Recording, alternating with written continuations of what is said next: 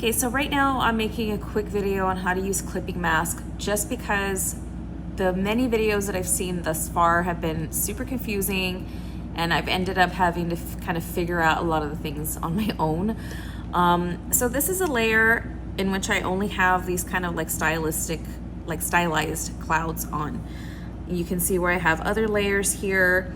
And so this layer 4 is where I have my clouds. So I actually created a layer which turned into layer 5.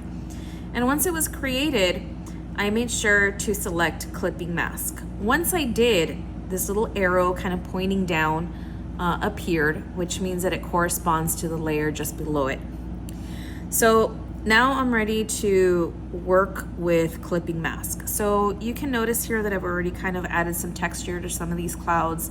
That's why they look a little bit different. And I have one last little blob here. So that's the one that I'm going to be messing around with. So one of the things that other videos did not explain is that you have to make sure that the paintbrush tool is not engaged if you want to work with clipping mask. So you're going to click on the layer and you actually need to select the layer on which the drawings, the paintings, the color that you want to work with is on. Okay, you're not going to select that clipping mask layer. You're going to select the layer that you want to work with. Okay, while the layers tab is, or the layers menu is engaged, you're going to go to this tool here. Now right now I have it set to automatic, but you can have it set to freehand to where you can basically just draw whatever shape you want. That's where the little like kind of dotted line comes out. So right now it's automatic because I'm working with separate little blobs of cloud. I'm gonna click on it and you can see where it turned black, okay?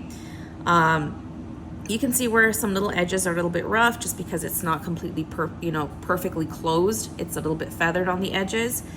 So now that it's selected, I can click on my paintbrush tool and that gives us those gray lines to indicate that this is an inactive area.